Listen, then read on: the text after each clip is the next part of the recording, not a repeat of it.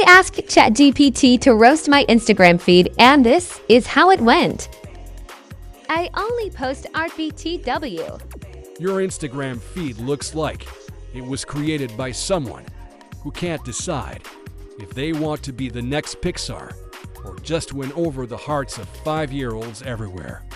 It's like you went all in on the adorable overload aesthetic and then decided to sprinkle in just enough reality to make sure no one forgets that life isn't all rainbows and cartoonishly big smiles. Are you secretly training for a Disney internship or just trying to out-cute everyone else on the internet? Either way, mission accomplished, I guess.